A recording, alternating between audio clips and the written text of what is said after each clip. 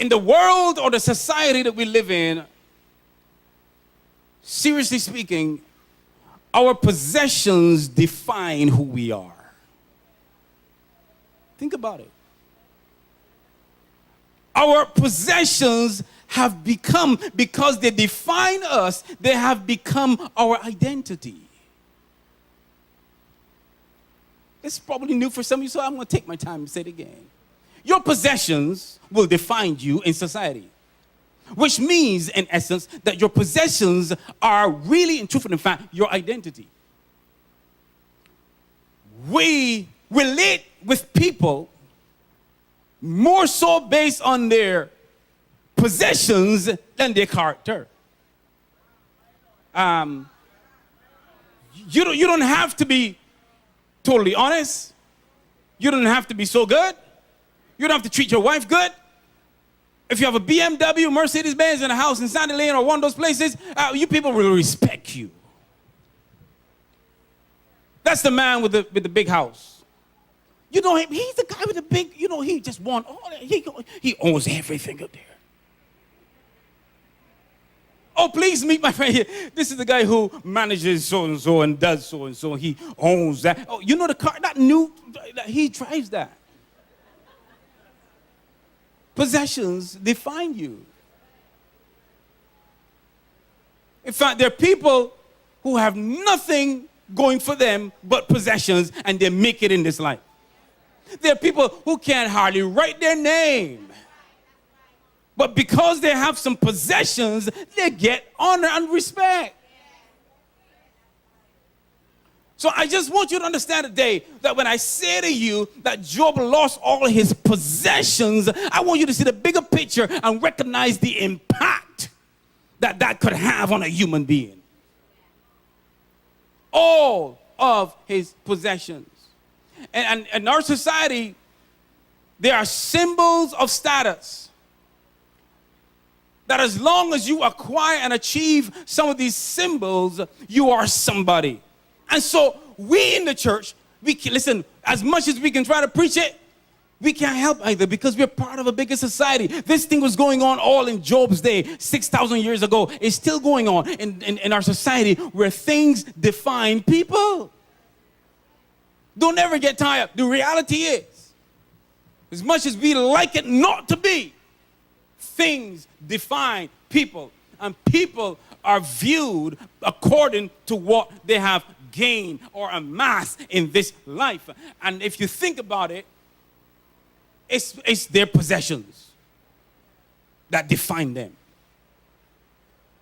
Jesus had a take on this when he says, what shall it profit a man if he gains the whole world, loses his soul? So as important and significant as possessions are in our world, there is something that's more significant. Relative significance is what we're talking about. There is something in the eyes of God that is bigger than possessions. Tell somebody again, that's why he said it's all about perspective. Because without trying to work the point anymore, the reality is, if I continue to think that life is about possessing stuff, I'll possess all the stuff I want and go to hell and burn. And listen to me, if hell is any harder than it is now, I don't want to go there. So he lost his possessions. Can you imagine, therefore, for 30 seconds, what it is like for some people in our nation and across the world, even in Wall Street and across America? Can you imagine for 30 seconds the havoc, the fear, the anxiety? Because people are about to lose possessions. They are fearful that their possessions will either leave them or be less valuable tomorrow than they were today. And we, the church, because of our biblical godly perspective, have got to bring balance in the earth so that as people are running to and fro trying to freak out over possessions, we've got to come with a better solution. We've got to come and say possessions are okay, but peace of God is better. You can sleep good when you have peace. You probably can't sleep well when you've lost all your possessions. So there's a place in all this for you and for me not to jump on the bandwagon and try to achieve things to make us look good. You don't need the latest BlackBerry to be somebody. I have a BlackBerry, but listen good. I am who I am. I is who I is. With or without the BlackBerry. You give me a whiteberry, I'll be just as important. This is my word to you, don't let things define you. I know it's difficult. Because some of you will say true and you go tomorrow morning and take your last $1,000 and buy a new TV. So maybe some of you here could have remained standing after you heard the first bit of news. But the Bible says that he didn't have a chance to process it. While the messenger was still speaking, another came and said, Mr. Job, sir, not only have you lost your possessions, but you've lost your staff. You've lost your servants. Those that you work with, those that you know, those that supervise your plants, those that supervise the sheep, your cousins and your nephews and your extended family, you have lost them and you've lost your children. So imagine, ladies and gentlemen, while he's still hearing about the loss of his possessions, another servant comes and says to him, you've also lost the people in your life. Lost possessions and he's lost people.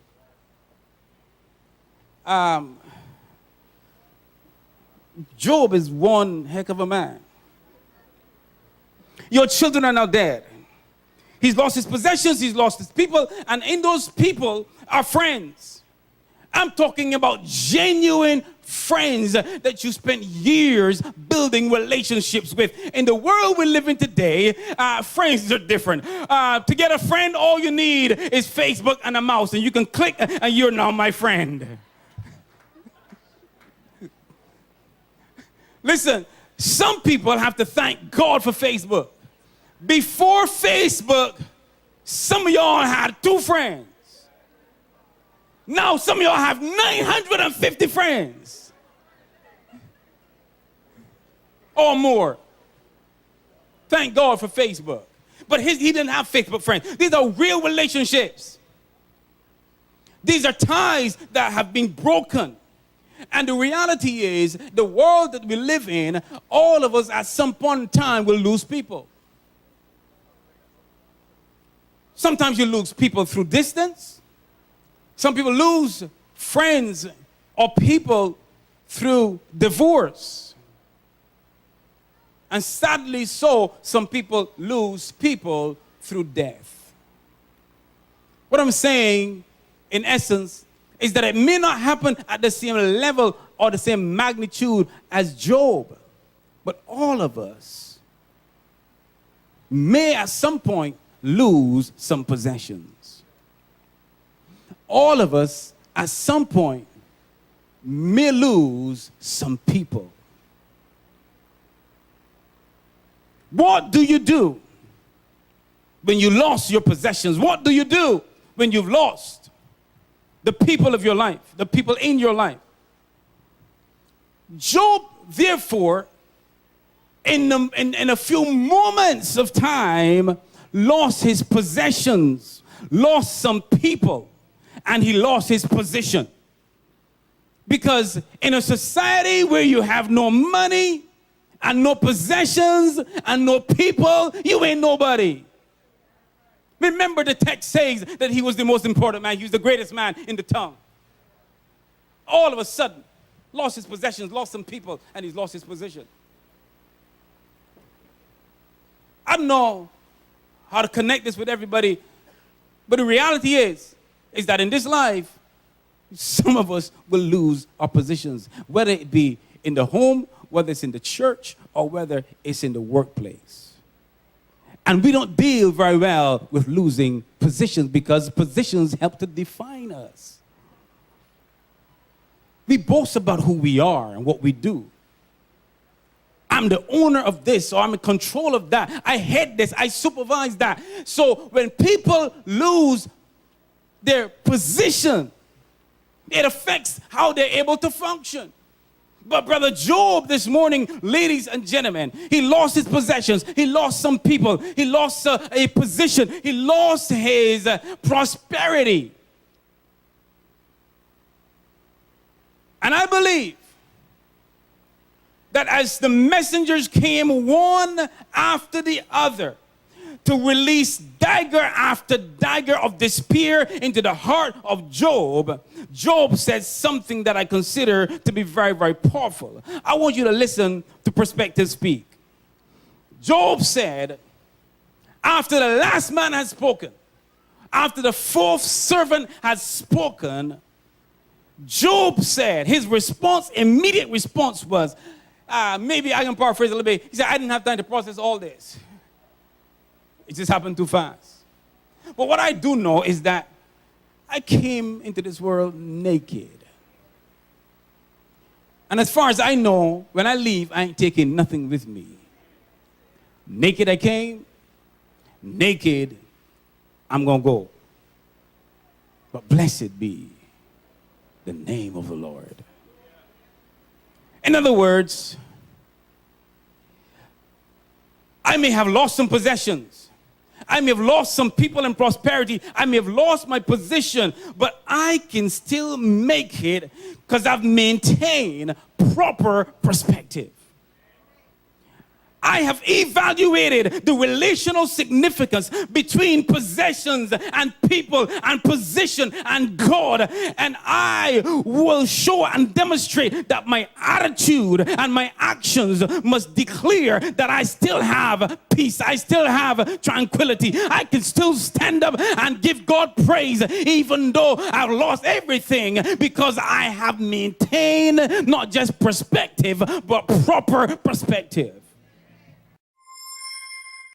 You're welcome to join the CLTC family every Sunday at 8:30 a.m. and at 6 p.m. at Green Hill St. Michael. Our counselors are standing by to pray with you. Just call 246-437-2582. You may also email us at prayer@covenantlifetc.org. Visit our website to learn more about our ministry and email your special prayer requests. Tapes and CDs of this week's message may be ordered by phone or email. Thank you for viewing Infinite Possibilities. May God bless you all.